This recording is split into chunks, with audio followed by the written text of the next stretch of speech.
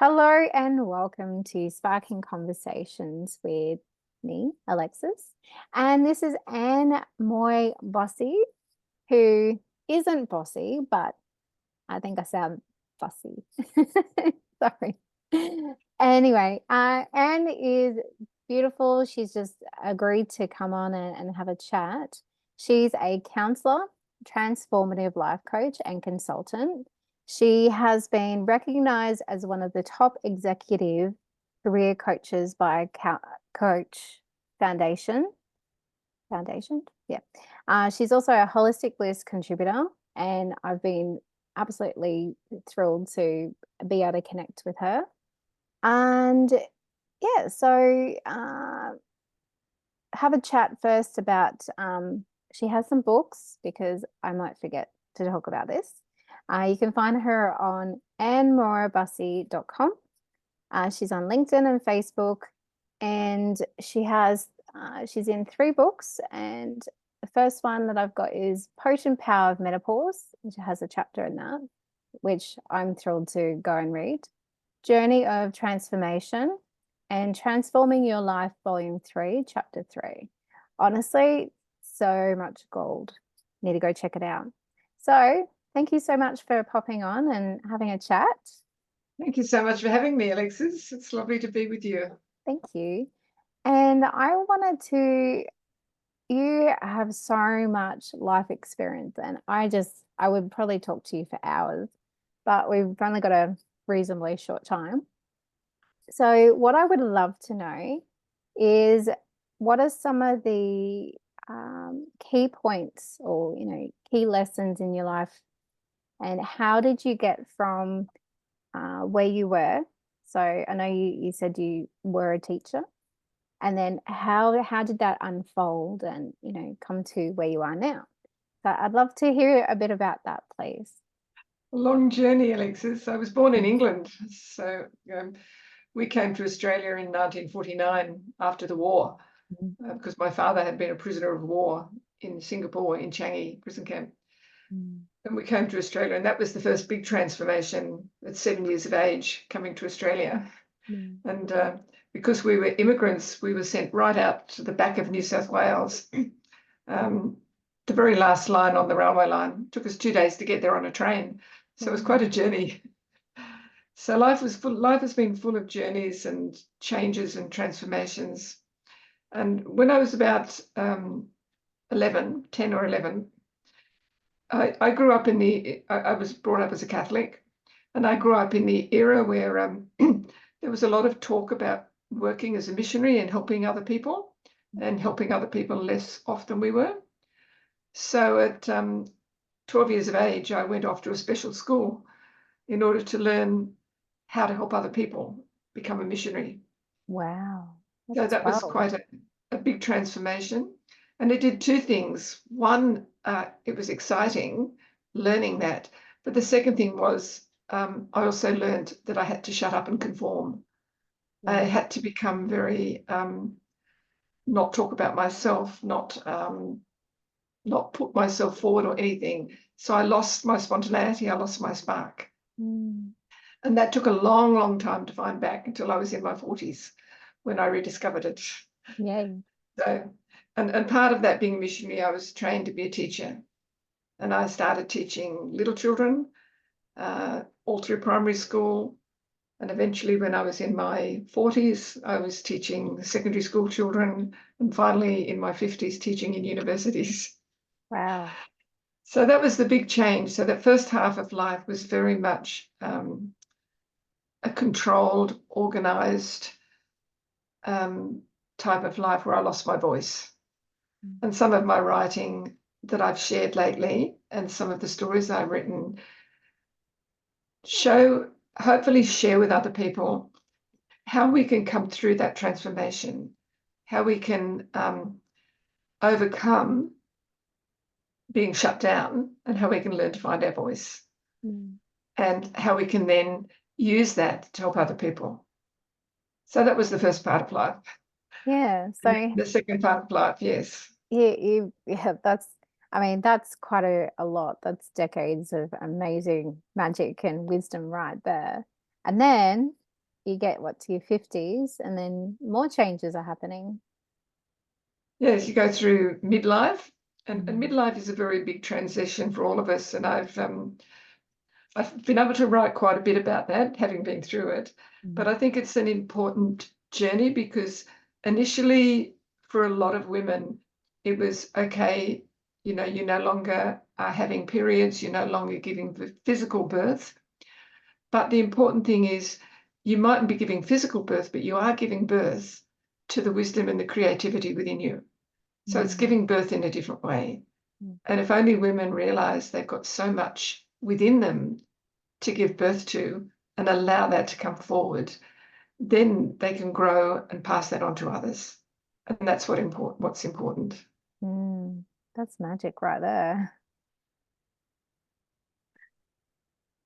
Yeah. So I guess that transition was a big journey for me because I'd grown up in such a structured lifestyle, and as I said, I'd lost my voice, and it took 8 to 10 years to come through that phase with lots of tears and lots of agony and all that sort of thing. But then eventually learning that it's okay to talk up a bit. And that's when I began to teach in universities, and I retrained as a counsellor from a teacher and learned, I did a lot of what's called Jungian analysis from Carl Jung, where you look at what's in the unconscious, what's been repressed or hidden, and bringing that into the light, into consciousness, becoming more aware that there's more to life than just this outer life, that we also have an inner life, and we have an inner wise woman, and how important it is to get in touch with her. And I think in the latest Holistic Bliss column that's not quite out yet, I talk about how we have to free the wild woman that's inside us, because each of us has a wild woman. And the wild woman is the one that can take us on adventures and show us how to live differently. So you tell me you're moving into your 40s, which is a wonderful age, absolutely wonderful age, and you're on this journey of transforming your life into something that you're going to be able to share. So you've got so much experience behind you. Don't ever forget that. You've got a lot of experience, and that wisdom is going to be transformed to help others as you grow older. Yeah, touching on the 40s, I think that's quite an interesting age. I know through my 30s, it's been very prevalent. Like when you get to your 40s, you get freer. And, you know, talking to my girlfriend, she said, when you get to 40, it's like you just don't give a shit anymore. And I'm like, yeah, but I think that's different for everybody because it's a matter of unpacking and letting go of certain layers that, for a long time maybe kept us safe. And then kind of coming out of that little cocoon, because some of it was very much, for me, very focused on family, very focused on other people. And then I'm getting to a space where the kids don't need me as much anymore. Not like they used to when they were little. My husband, I like to look after him, but he's not a child. He's completely capable. And so you go, well, what am I doing? What? And, you have these questions start to come up going, okay, now you have space. You've wanted space for years. What are you going to do with it now that you actually are getting it? And yes, it's very interesting. I am definitely in the trenches right now. So I'd love to hear more about that, or how you navigated going into your 50s. Like training as a counselor, that's not much different really from teaching, but you would have a different perspective on how to support people, wouldn't you? A little bit from teaching. And I think it comes through doing a lot of work on yourself too, because I think the best counsellors are those who work on themselves, because you have to understand that journey yourself. And you talk about that going through the 40s, and of course, you're moving into that menopause stage, and the hormones and everything else go haywire. Yeah. And many women feel like they're falling apart. Someone said to me recently, I don't want to get over 50. I don't want to get old. And I said, but this is the best part of your life. This is the most, each part of your life is precious. But as you said, this is a stage with lots of questions. And there's a beautiful poet, Marianne Williamson, and she says, what are you going to do with this one precious, beautiful life of yours? What are you going to do? And to remember, it's one precious, beautiful life. And only you can take hold of that. And you do it through the valleys and the mountains and the ups and the downs. It's not easy sailing, but then no journey is. It's an adventure and it's a challenge. And if you can find other women who will support you, or if you can find a mentor who can guide you through that, that's what helped me. Finding a mentor, finding someone on that journey that helped both the inward journey and the outward journey. Because you can't separate them. You're one person. Yeah.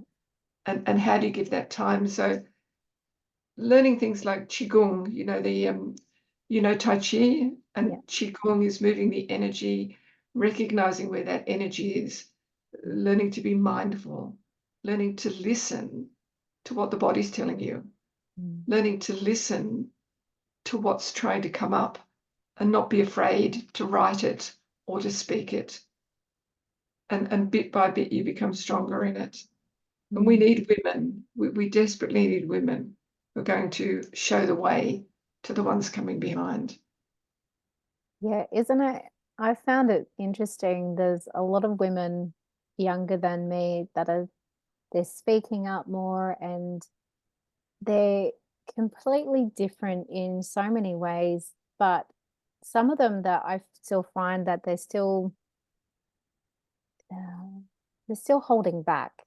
They're still not fully coming out of their shells, and they're just doing the things. And I don't really I look at them and I see so much of myself in them, and I just want to say it's okay, it's going to be okay, and it's not going to be like this forever. But it's like seeing them, they need to actually experience that first to then go, what else is possible? Because you get so uncomfortable, but a lot of us get comfortable being uncomfortable. We get stuck in those ruts, and sometimes we don't know how to get out of it. And there's when a lot of people, they fall into personal development, spirituality, they go looking, they go searching.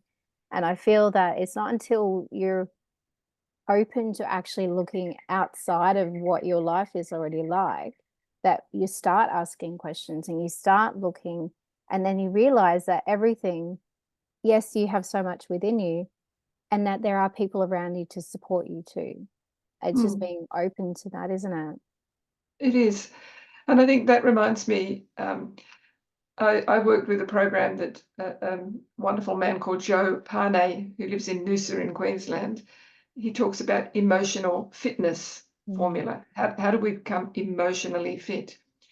And he talks about our life is very much a life where we have to move from ambition, which is the beginning of our life. We want to succeed and we want to train, we want to do things or be married, whatever it might be.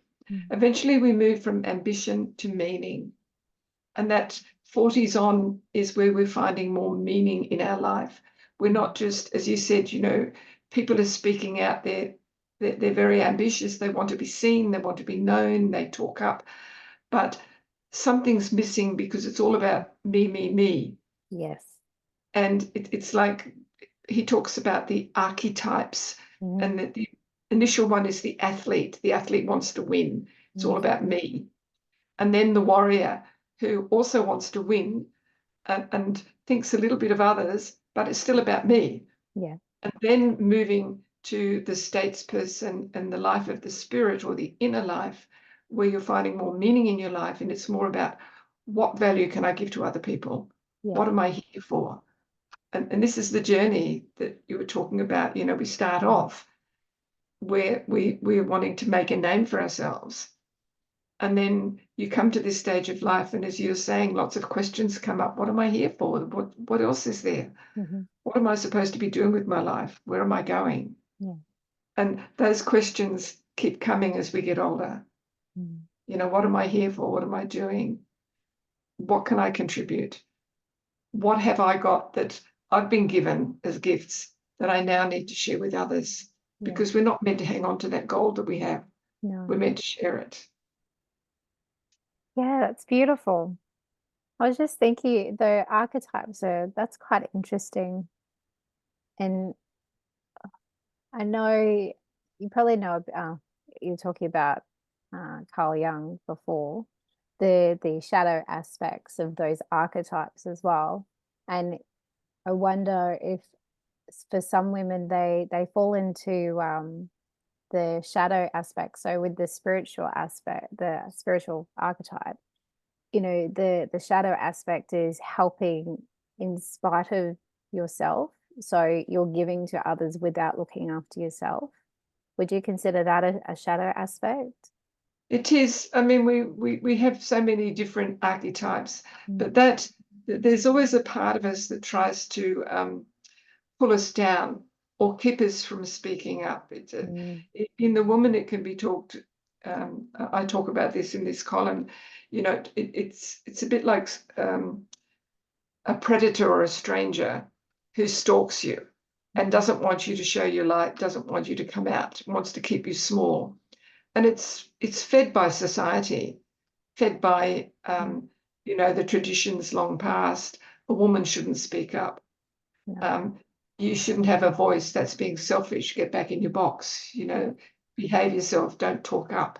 And I grew up with that. Don't speak out, so that in a sense you lose your voice. And there's lots of fairy tales. Lots of fairy tales are just fascinating because they're not for children. Fairy tales were written for adults. And there are lots of stories too. and myths, that tell us that teach us how to give to how to come out of that. I mean, there's one I think I've written about in one of the stories I've written, that the girl who lost her hands, and it's because her father had her working and had her looking after things at home. They were poor.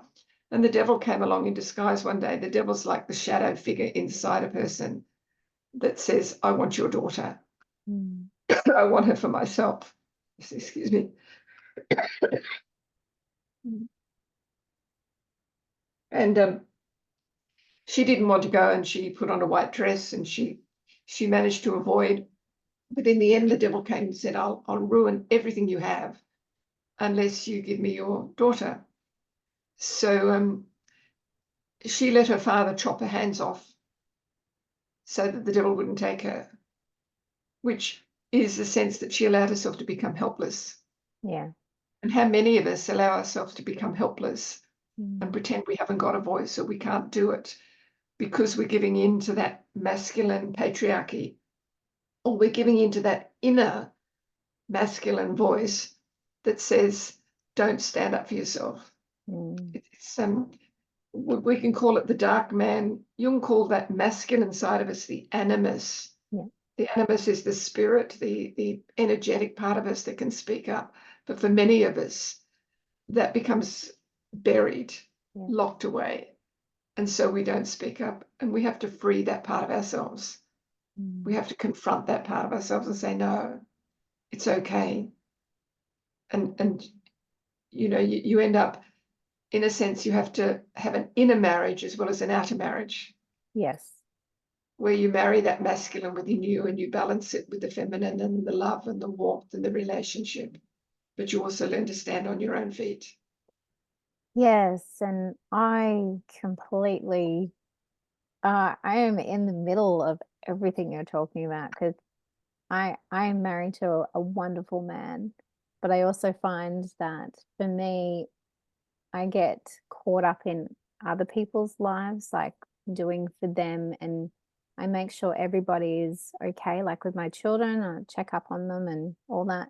But then it's like I'm still putting myself in the back seat, and it's all this everything you're talking about. It's a process of unpacking everything that you've done. So everything I've done for decades, I've been aware of this for the last decade, but it's like now you're getting to kind of more of the root of the truth and getting deeper and actually seeing things from a different perspective because you're different again. Like It's a I'm not the lifelong same journey, person. No. lifelong journey. Yeah. And I feel like we are always going to be unpacking that to a degree. You're never going to be completely finished because I think when we're finished, that's when we scoot off to next life. And, there is so much magic still to be had here. So that's really interesting. There's a lovely poet, Rainer Maria Rilke, and he says, don't try to find all the answers now. It's a bit like a book that you haven't yet opened. And you live through each page, and one day you'll walk into the answers. Yeah. But if we try to find the answers now, like if you open the book and then turn to the back page, Yeah. you've missed the journey in between. It's a journey, and page by page, something new will unfold. And at 40, at 45, at 50, 55, 60, something new unfolds on each part of the journey. And not to give up when things become difficult or there's a difficult part of the journey. It's like climbing the mountain. Yeah, I'm seeing that in my family, and I have friends that are older, like, a decade or two. Yeah, most of them. And I just find it interesting watching them and then learning through a lot of what they've been experiencing and what they share and the teaching moments. I find it fascinating. I have no idea where I was before that. Sorry. I don't Getting know. skedaddled off. No, we're doing it. I think a conversation like this is a bit like that journey. Yeah. It's up and down. And someone said to me once, life is made up of fateful detours and wrong turnings. So I we love that. detour and we take a wrong turning, but we can come back and get on track again. And that's Yeah. okay because in the detour you find something else and then you come back. And I really feel that there is no wrong turn. Everything is the way it's supposed to be that you experience. Yes, maybe you choose something and it didn't work out the way that you wanted, and you know you weren't listening to your body, and then your body decided to go, okay, you're not listening to me. I'm going to give you this and make you listen. And we learn from it. And that's the thing, like the life for me is all about experiences and the learnings and how we can share that with others. It's not just you go from A to B and that's it. Where's the magic? And I think you just reminded me of something else there that I've talked a bit about, but it's a very important thing for us to realize, I think, that our perspective of the world, the way we look at the world, it's built on all the experiences you've had, built on everything you've heard, but it's flawed. It's a bit like when you're driving and it's been raining a lot and there's been a lot of dust around, the windscreen is very, very dirty. And the way we look at the world is a bit like a dirty windscreen. And we have to constantly clean our perspective and realize that there are different ways of looking at things. If we've been looking at something and it's not working, is there another way to look at it? Yeah. How can we look at things differently? And I think as we grow older, more and more to try and develop a clean perspective so that we're not a lot of women, as you talked about, they're living out of what they've been taught. They're not living their own story. They're living a story that someone else wants them to live. Yep. And I think, this part of the journey that you're talking about is, what is your story? What belongs to other people that you no longer need to carry? What is the story that you're writing for yourself? So you become the author of your own story. Yep.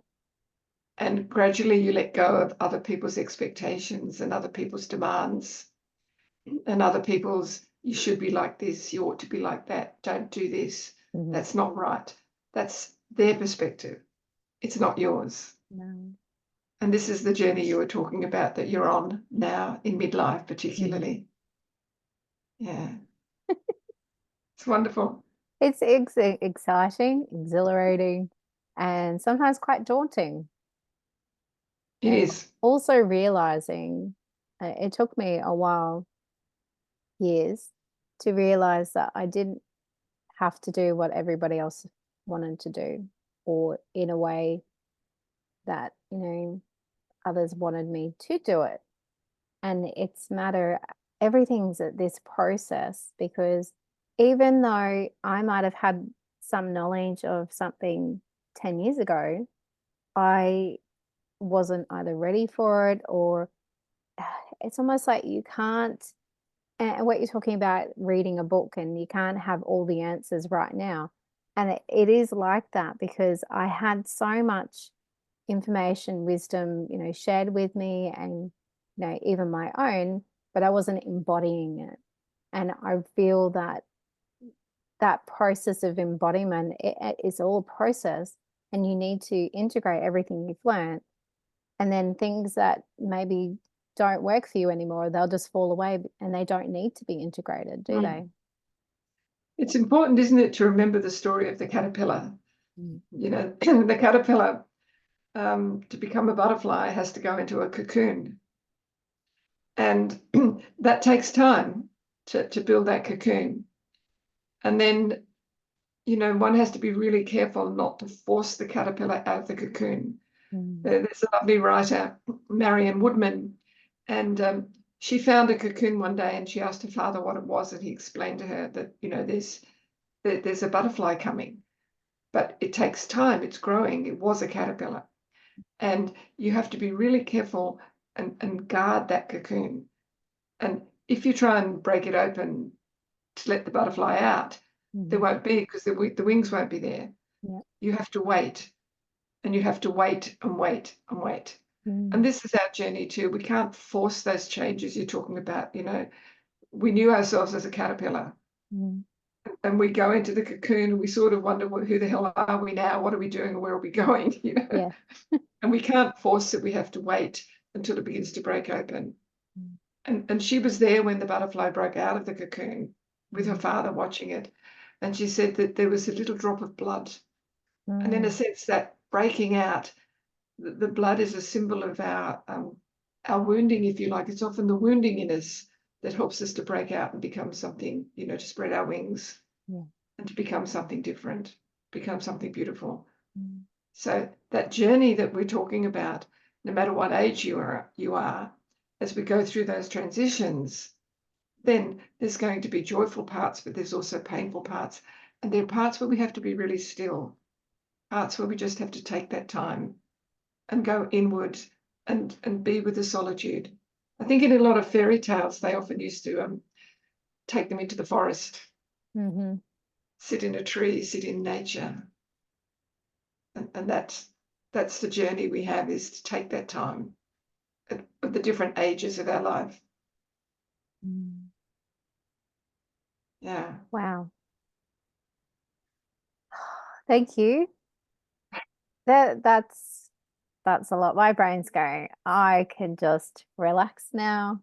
I Yes. have nothing else to do but take this in, because there is nothing else but right now, just right here. And that's it. The present moment is just so important. We're always striving, where am I going to be tomorrow? Where am I going to be the next day? I haven't done that yet. And I get caught in that still, oh, I've got to do this, I've got to do that. No, be still. Be still. Be patient, and take it as it comes.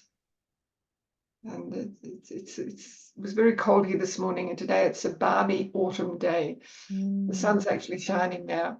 The leaves are falling off the tree wholesale. And that's another beautiful phase. The trees aren't bothered that they're losing all its leaves. It's going into hibernation for the new growth to come out. The trouble is, I don't like the mess of the leaves all over the drain, over the gutters, over the pathways. And my husband says, it's good mulch for the garden. Yes. And it is. I don't know if you heard that terrible noise. That's okay. A car roared past. But it is winter's a time for hibernation. It's a good, if you have the seasons, it's really lovely, because the seasons teach us a lot, don't they? Yeah. And that's what And I'm just doing next month because my birthday falls on winter solstice.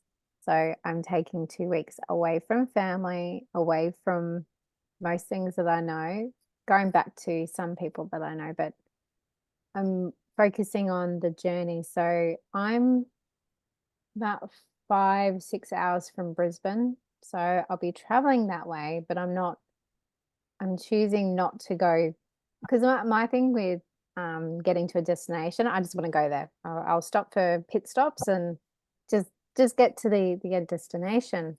But I'm choosing to have more space and not plan every minute and not have too many engagements so that I can actually just be and experience it and have time by myself because that's sounds wonderful. yeah, and that's winter. And I'm not a fan of the cold, mind you, but I do like the cocooning, especially You like can just wrap yourself up with warm clothes and mhm, mm. That reminds me, I should tell you the story of my niece. mhm. Uh, the brother after me, um, he married a French girl and they lived in Switzerland for a long time. And then he died when she was only 5 years old Oh, with a brain tumor. But we've stayed good friends, and she's now in her 40s mhm, and she has a teenage daughter. But last year they moved from Switzerland to a place in France where they bought a place where they can take people in to give them. She studied Bach flowers and mhm, they both do healing work. But she said the move was so sudden and like a lot of busyness that she wanted to go back and make it happen more slowly. So she went back. She took time and went back to the place in Switzerland where they were, spent a weekend with a choir that she belonged to, and then she walked back to France. wow. It took her 2 weeks. Um, she walked the first part, then just got a train to the border. And then from the border of Switzerland to where they now live, it took her 10 days to 2 weeks to walk. And Wow. she walked 15 kilometers every day on her own. She had a phone, but she only used it to text her husband to say, I've arrived at the B&B, because she Mhm, planned all the B&Bs. yeah. And it was like this retreat and taking the time. She didn't want to talk to anyone. She just meditated, walked. And she sent pictures of the countryside and the forest that they walked through. And she Mhm, said she loved the forest, but she heard hunters at one stage. mhm, And she was on a path, but a little bit afraid, so she sang at the top of her voice. mhm. But that journey of walking alone, 200 and more kilometers, Wow.